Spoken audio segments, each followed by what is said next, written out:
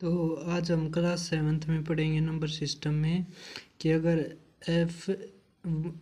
n का square एक perfect cube है तो which of the following statement is always true. तो कौन सी स्टेटमेंट इसमें से ट्रू होगी कि n इवन है, n ओड है, या n का क्यूब एक परफेक्ट स्केयर है, या n एक परफेक्ट क्यूब है। तब ये किसके बराबर होगी। तो एक बात ध्यान रखना, इसमें क्या है, वैसे तो ये है कि n एक परफेक्ट क्यूब होगा। जैसे अगर हम मान लें कि एक ऑप्शन रख के भी करें तो देखो यहाँ पे 8 का स्केयर कितना हो जाएगा, 64। 8 का स्केयर 64, तो 64 एक क्या है, एक परफेक्ट क्यूब है। 8 का स्केयर इज इक्वल टू 64, और 8 क्या है, एक क्यूब, मतलब n क्या है, एक क्यूब। और अगर मान लें इस तरह की n का स्केयर है एक परफेक्ट क्यूब है तो बराबर आ जाएगा, मान लिया हमने एक संख्या मान ली y, तो y के क्यूब के बराबर। समझ में आ गया। अब देखो यहाँ पे तीन की जो ये पावर है इसको डिवाइड करेंगे तो ये क्या आ जाएगा, n की power 2/3 is equal to y। तो हमें इससे भी पता चल रहा है कि जो n है वो एक क्या है, एक तरह से क्यूब में ही है, इसलिए तो ये कट गया। समझ में आ गया। n क्या एक परफेक्ट क्यूब है, तभी तो ये इसके बराबर आया है ना। अगर मतलब इतना समझ में नहीं आया तो ये देख के कर लेना कि 8 का स्केयर है वो कितना है, 64। समझ में आ गया। बस ये ध्यान दे लेना, अगर इतना ज़्यादा दिमाग नहीं चला पाओ कि ये समझ में नहीं आए तो ये ध्यान रखना कि अगर इस तरह का हो कि n स्केयर एक परफेक्ट क्यूब है तो क्या होगा, n एक क्या होगा, परफेक्ट क्यूब। यहाँ पे इससे भी समझा दिया, और भी आप रख के देख सकते हो। जैसे 27 का स्केयर, हमारे 27 का जो स्केयर है कितना, 729। अब 729 क्या है, एक परफेक्ट क्यूब भी है, और ये n का स्केयर, और n 27 क्या है, एक n क्या है, एक क्यूब, परफेक्ट क्यूब भी है। समझ में आ गया। ये दूसरा ये क्या था, इसमें जैसे n का स्केयर है वो एक परफेक्ट क्यूब है, मान लिया वो किसके बराबर आ गया, y की पावर 3 के। तो ये y की पावर 3 के कब आया होगा, जब ये n का भी तो क्यूब होगा ना, मतलब एक n है एक परफेक्ट क्यूब होगा जब भी तो इसके बराबर आया होगा ना ये। अगर ये ना समझ में आए तो ये ऊपर वाला ध्यान रखना, और इस तरह का क्वेश्चन पूछे तो इसका क्या होगा, n एक परफेक्ट क्यूब है। अब थोड़ा कंपटीशन बढ़ने के कारण इस तरह के क्वेश्चन उठा सकते हैं कि अगर n स्केयर एक परफेक्ट क्यूब है तो n क्या है, तो n क्या है, एक परफेक्ट क्यूब है। अब देखो दूसरा, कंसिडर द फॉलोइंग स्टेटमेंट्स। ये CDS में आया था, लेकिन ये अब थोड़ा CGL और भी कॉम्पिटिटिव एग्ज़ाम में देखा जाएगा 1-2 साल के बाद। देखो अब देखो, दो कॉन्जिक्यूटिव इंटीजर्स हैं, वन इज इवन। दो लगातार पूर्णांकों में से एक सम है। हाँ ठीक है, क्योंकि देखो कॉन्जिक्यूटिव का मतलब क्या होता है, लगातार। जैसे अब क्या होता है, एक तो ओड आता हमेशा, एक क्या आता है, इवन, या एक ओड एक इवन, एक इवन एक ओड, तो हमेशा एक तो इवन रहेगा ना, तो एक ट्रू हो गया। अब देखो दूसरा, स्केयर एक ओड इंटीजर का is of the form 8n plus में 1, 8n प्लस में 1। तो अब देखो क्या करो आप, यहाँ पे आप करो, जैसे आप एक का, जैसे आप ले हो 3 का स्केयर, 3 का स्केयर कितना होता है, 9। 5 का स्केयर कितना होता है, 25। 7 का स्केयर कितना होता है, 49। तो अब 8n प्लस में 1 की फॉर्म में आ सकता है। देखो 8 एकम 8 और 1 9 आ गया ना, 8 8 8 3 24 गुणा में 3 24 और 1 25, 8 6 48, 8 6 48, 48 जमा में 1 49।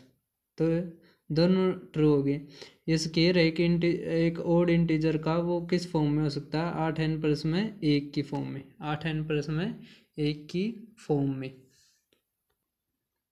तो इसके क्या आ गया, both first and second. Square एक जो ओड इंटीजर का वो किसके फॉर्म में हो सकता है, 8n जमा में 1 की फॉर्म में, 8n जमा में 1 की फॉर्म में। अब देखो तीसरा क्वेश्चन, अब कह रखा है कौन सी जो एक कोरेक्ट नहीं है, कि 1 है वो ना इधर प्राइम और कंपोजिट है, तो ये तो ट्रू है, लेकिन हमने क्या निकालना कि कौन सा ट्रू नहीं है। 0 है ना तो पॉजिटिव है ना नेगेटिव है, बिल्कुल ठीक है, 0 ना तो नेगेटिव होता ना पॉजिटिव। अब देखो डी, √2 है एक इरेशनल नंबर है, बिल्कुल। √3 भी क्या है, एक इरेशनल नंबर। √3 भी क्या है, एक इरेशनल। √4 क्या है, √4 है एक रैशनल नंबर। √4 क्या है, एक रैशनल नंबर। समझ में आया। अब देखो इसमें तीसरा क्या दे रखा, अगर p गुणा में q इवन है तो जो p और q है वो हमेशा इवन होंगे, बिल्कुल भी नहीं। जैसे 2 और 3 आ गया, इसका भी क्या हुआ 6, और 2 गुणा में 4 क्या है 8, ये भी इवन। तो ये नहीं है कि हमेशा p और q क्या हो, इवन हो, ओड भी हो सकते हैं। समझ में आ गया।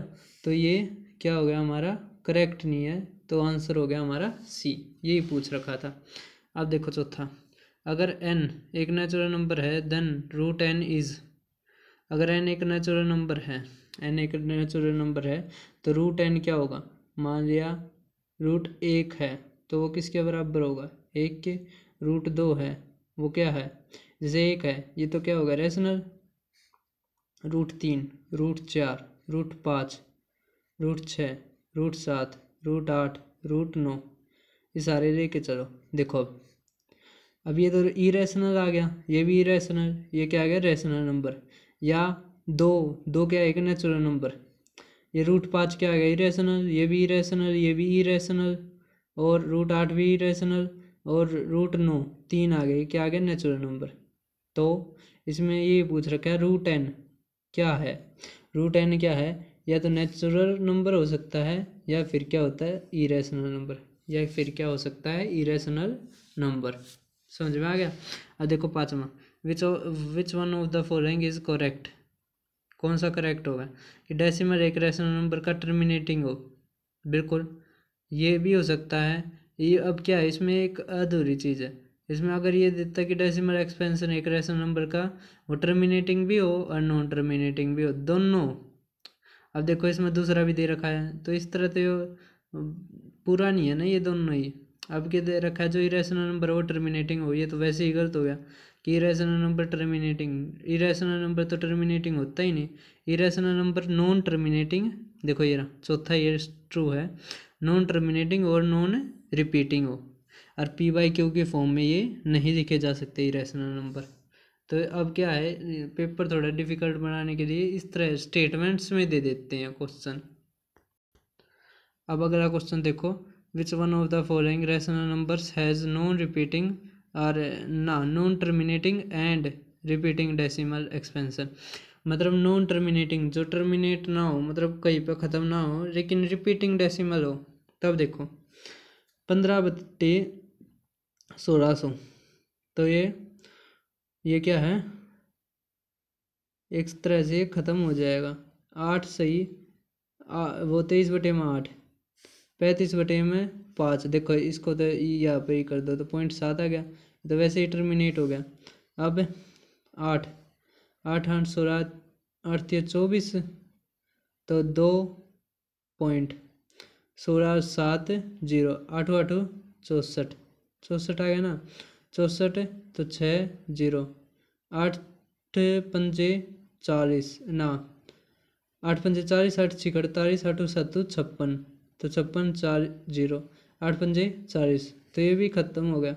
अब देखो 17/6, तो 17/6 की करो तो कितना आ गया, 6 दूनी 12, 12 आ गया, तो 5, अब पॉइंट लग जाएगा तो 0, 6 8 48, कितना आ गया 2, फिर यहाँ पे 0, तो 6 दूनी 12, 6 3 18, तो 6 3 18, तो 2 0, फिर 3, फिर 18, फिर 3, फिर 18। आप देख रहे होगे कि नॉन टर्मिनेटिंग रिपीटिंग है, क्या हो जाएगा आगे नॉन टर्मिनेटिंग रिपीटिंग।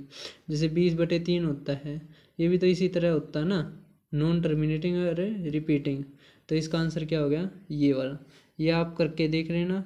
ये क्या होगा, ये नॉन टर्मिनेटिंग और रिपीटिंग नहीं होगा। समझ में आ गया ये क्वेश्चन। देखो अब क्वेश्चन तो आसान था, लेकिन इस तरह दे दिया तो बच्चे वही बात है कर पाएंगे तो नंबर हो जाएंगे, नहीं तो वही टाइम ही वेस्ट होगा इन तरह के क्वेश्चनों में।